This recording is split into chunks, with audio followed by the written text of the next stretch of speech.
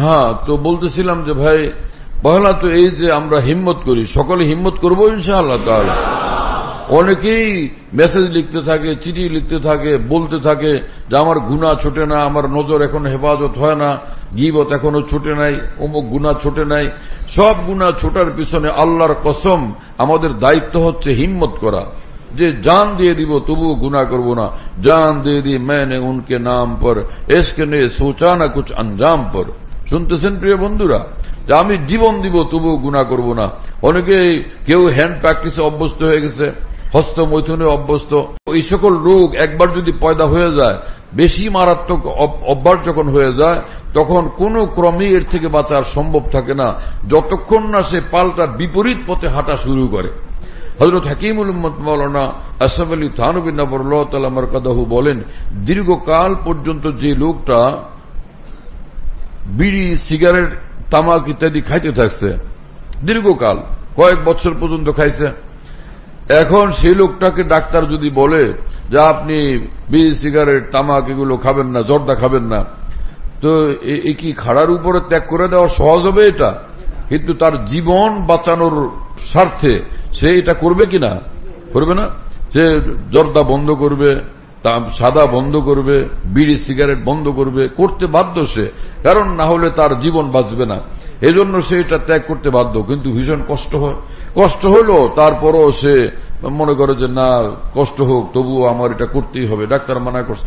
এই কতদিন হলো? 10 দিন। কেমন লাগে? না বাবা, বহুত কষ্ট। এই কি আমি জর্দা ছাড়া এবং বিড়ি সিগারেট ছাড়া আমি কি থাকতে পারি? আমি বাঁচতে পারি? বুঝেন না আপনারা? সারা জীবন খাইছি, এখন জান যাইতেছে, তারপরও ডাক্তার মানা করছে আমার বিপদ হবে না হলে, সেজন্য খাইতেছি না। 3 মাস পরে জিজ্ঞেস করলে এখন কেমন লাগে?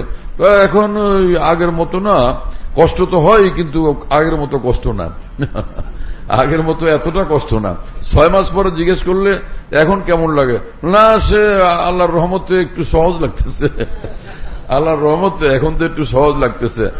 1-1.5 বছর 2 বছর পার হওয়ার পরে যখন জিজ্ঞেস করা হয় কি খবর, আপনি বিড়ি সিগারেট একদমই বাদ দিলেন নাকি? না, এখন তো আর ওটা গন্ধও শুনতে পারি না, এখন আর গন্ধ শুনলে মাথা ঘুরায়। শুনতেছেন প্রিয় বন্ধুরা? তো হযরত হাকিমুল উম্মত মাওলানা শাহ আশরাফ আলী থানভী রহমতুল্লাহ আলাইহি বলেন, একটা অভ্যাস মারাত্মক রূপে হয়ে গেলে সেই অভ্যাসটা ত্যাগ করতে হলে অনেক কষ্ট করতে হয়, অনেক সাধনা, অনেক মুজাহাদার পরে সেই অভ্যাসটার পরিবর্তন ঘটে, কাঙ্ক্ষিত পরিবর্তন ঘটে।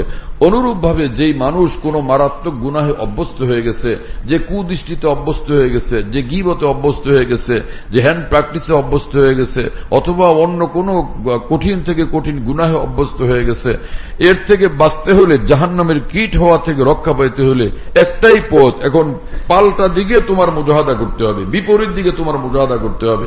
আগে তুমি চেষ্টা করছো ওই গুনার রাস্তায়, এখন তোমার জান কুরবান করে, প্রাণপণ যুদ্ধ করে তোমাকে এখন আল্লাহর পথে হাঁটতে হবে, যে জান দিব তবু আমি আর কুদৃষ্টি করব না, জান গেল আমি আর গীবত করব না, জান গেল অমুক গুনাহ করব না, অমুক গুনাহ করব না।